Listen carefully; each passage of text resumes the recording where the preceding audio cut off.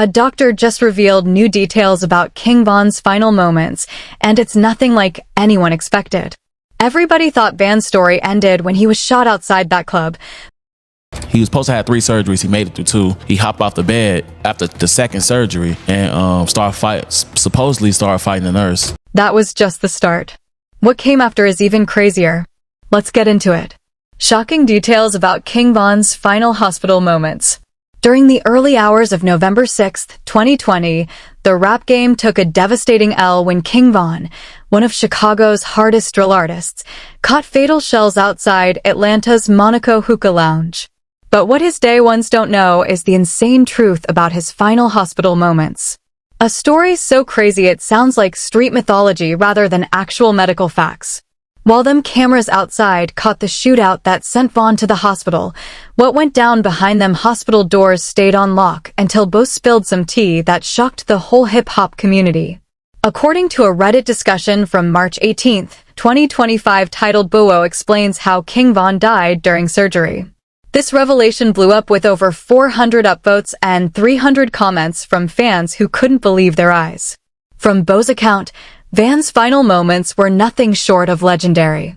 Even with surgeons trying everything to save him, Van stayed true to them O-block instincts that made him feared throughout Chicago. A World Star hip-hop post from March 2025 details. He had 3 surgeries, but he made it. He was supposed to have 3 surgeries. He made it through 2. He hopped off the bed after the second surgery and supposedly started fighting the nurse and asked the nurse, "Where's his gun at?" In what doctors called an unprecedented reaction to trauma, Von allegedly threw hands with hospital staff, demanding his blick still in survival mode despite having catastrophic wounds. According to Bo, this final act of defiance ultimately caused Von to die from hypovolemic shock. His body couldn't handle both the gunshot trauma and the extreme stress from jumping off the table. And then he died because he went into shock. So I'm guessing if he would just laid there, he probably would have survived. As expected, fans went crazy when they heard this, wondering how Van still had the strength to pull off such a move. That's the most Van thing I ever heard. Died how he lived. A real soldier. If you know Van's music, you know this is exactly how he would go out, looking for his pole till the end. Bro was ready to slide on his ops from the surgery table. That's why he was the most feared in Chicago. This story spread like wildfire across social media in 2025, racking up thousands of shares and reactions. Fans couldn't stop talking about this final chapter in Van's life. To really understand why this story hit so hard with fans, you got to know who King Von really was. Born Devin Bennett, Von wasn't just another rapper. Many saw him as one of Chicago's most feared drill scene personalities, with a rep that went way beyond his music. Before he ever spit a bar under Lil Durk's F label, Von had already built a fearsome street presence in O-Block. His raw storytelling in tracks like Crazy Story and Took Her to the O wasn't just art. Many believe these were real chronicles of his life in Chicago's dangerous streets. Van embodied that raw, unfiltered Chicago energy. His music wasn't cap, it was his real life. That's why this story of his final moments resonates so hard with his fans. It perfectly matches the image of a man who never backed down, who stayed ready for whatever. According to those close to him, Von kept the same intensity in real life as he showed in his music. His reported final moments, fighting hospital staff, searching for his tool even as his vital signs were crashing, have become part of the King Von legend, cementing his image as unflinching to the very end. But these actions ultimately cost him his life. For Van's loyal fans, this story is the ultimate proof of his character, a man who lived and died by his code. Across Twitter, Instagram, and TikTok, fans have created endless tributes showcasing Van's final stand. The comments don't lie. Van really jumped off the operating table looking for his gun. Most gangster I ever heard. Long live Von. They can't say that slide for Van no more. Forever. This why the ops was scared of him. Even dying. He was ready to blow. Real demon hours.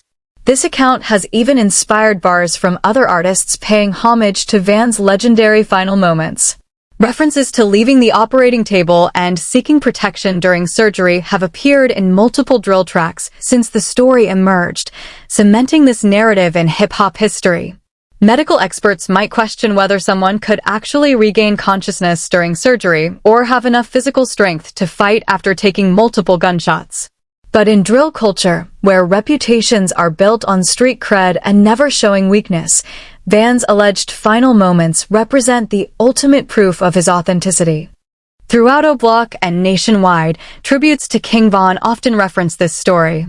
Fans leave symbolic guns as offerings, representing the weapon Von supposedly looked for in his final moments. The image of Von rising from the operating table has become as iconic as any of his album covers or music videos. As some fans put it, this why they dropped the charges against his killer. They knew what type of demon Von was. Even dying, he was a threat. Van didn't die from gunshots. He died from being too real for this world. Looking for his pole during surgery is the hardest thing I ever heard. This the type of story they'll tell about Von 100 years from now. A real legend.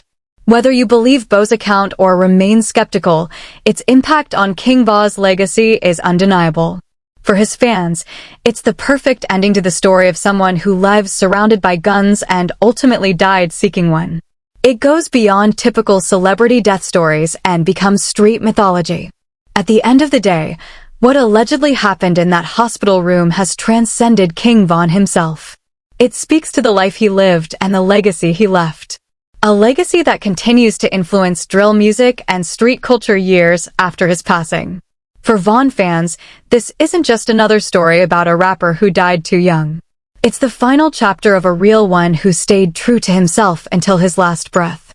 King Van died after beefing with Quando Rondo. So, we gotta break down how this deadly rivalry popped off. The beef between King Von and Quando Rondo started brewing way before their fatal encounter in Atlanta. The catalyst of King Von's death, F versus Quando Rondo. To really get this situation, we need to look at the complex web of label politics and street alliances in today's rap game. King Von, born Devin Bennett, came up from Chicago's notorious O-Block as Lil Durk's protege, joining his Only the Family label in 2018. Meanwhile, Quando Rondo, born Twine Bowman, repped Savannah, Georgia, and rolled with NBA Young Boys Never Broke Again crew around the same time. This wasn't just about record deals. F and NBA were opposing forces in hip-hop with tension building between their leaders, Lil Durk and NBA Young Boy, for years. Their artists inherited these problems, getting caught up in a silent war most people didn't fully understand. The first public sign of direct beef between Von and Quando popped up around 2018 to 2019 when King Von went on Instagram Live to call out NBA Young Boy's authenticity, questioning his street cred with comments like, "What is Young Boy talking about in this song? He's saying all this crazy stuff that's not his life. I'm addressing him now." Cap. While this might seem like normal rap rivalry in drill's hypersensitive world, that kind of disrespect rarely goes unanswered. What makes this situation even more tragic is that shortly before his death, King Von seemed to downplay the growing conflict, saying in an interview, "There ain't no beef or real smoke unless somebody gets touched." His words would prove eerily prophetic, foreshadowing the violence to come. November 6, 2020, a date that would forever change multiple careers and lives. Around 4 a.m. outside Monaco Hookah Lounge in downtown Atlanta, security cameras caught what started as an unplanned encounter between two entourages and ended in bloodshed. According to multiple confirmed accounts and the surveillance footage that later went viral online, King Von and his crew were leaving the spot when they spotted Quando Rondo and his squad in the parking lot. What happened next is still debated, but the footage clearly shows Von approaching Quando's group, followed by physical confrontation. Within seconds, everything escalated. Fists were thrown before someone, later identified as Timothy Lulu Tim Leaks, a close associate of Quando Rondo, emerged from behind an SUV and started shooting. King Von took multiple hits in this initial exchange. The chaotic incident left 6 people shot with 3 dead, including Von and Mark Blakely, another Chicago native. What made this situation even more complex is that it happened with both off-duty and on-duty Atlanta police officers present nearby. These officers intervened, returning fire, though official statements from the Georgia Bureau of Investigation confirmed that King Von was hit during the initial civilian gunfight, not from police bullets. Following the shooting, Von was rushed to a hospital in a private vehicle, where he would later die from his injuries. At just 26 years old, one of drill music's most gifted storytellers had his own story cut short. Legal proceedings started quickly after the high-profile incident. On November 7, 2020, just one day after the shooting, Timothy Leaks was arrested and charged with felony murder in connection with King Von's death. Leaks himself was wounded during the exchange and was taken into custody while still being treated at Grady Hospital. The Atlanta Police Department initially considered the murder investigation closed after Leaks' arrest, suggesting they had solid evidence of his guilt in the fatal shooting. However, the legal case would take several unexpected turns in the months and years that followed. Despite murder typically being a non-bondable offense under Georgia law, Leaks received a $100,000 bond on March 27, 2021, after his lawyers successfully petitioned the Superior Court. This controversial decision immediately outraged King Von's associates and fans. Fellow Chicago rapper Lil Reed publicly hinted at retaliation on social media, ominously stating, "We'll handle his situation very soon." The investigation also led to 2 more arrests. Johnny Harris, charged with possession of a firearm by a convicted felon, and Kevin Jones, who faced aggravated assault charges. Meanwhile, the Georgia Bureau of Investigation continued examining the officer involved shooting aspects of the case, while Atlanta Police Department focused on the civilian deaths. Perhaps the most surprising development came in August 2023, when the felony murder charges against Timothy Leaks were dismissed before formal indictment. His attorney, Noah Pines, confirmed this shocking outcome to multiple media outlets. Though the exact reason behind the dismissal was never officially explained by the Fulton County District Attorney's Office, this dismissal would only intensify a beef that was already spiraling out of control across social media, diss tracks, and increasingly real-world violence. Following Von's death, what had been brewing tension exploded into open conflict, starting with a battle fought through music and social media. Both sides moved quickly to control the narrative around the Atlanta incident. On November 20, 2020, just 2 weeks after the fatal confrontation, Wando Rondo dropped End of Story, a track addressing the fight and pushing his self-defense narrative with lines like, "Look at the footage. That's all the evidence. They shouldn't have been stepped to me aggressively."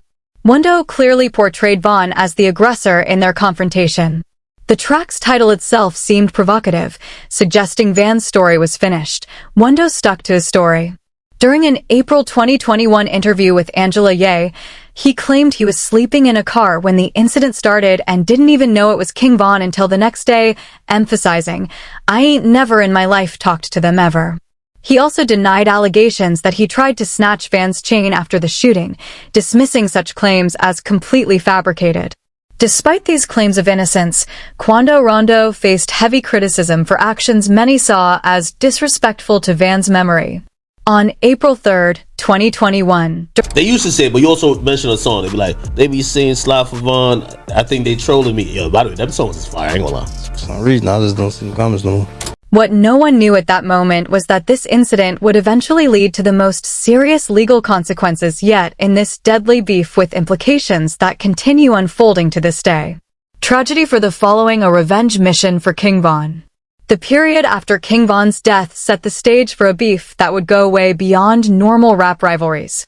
As fans mourned the Chicago drill artist passing, tensions between Lil Durk's Only the Family, F, and NBA Young Boys Never Broke Again were already heating up dangerously.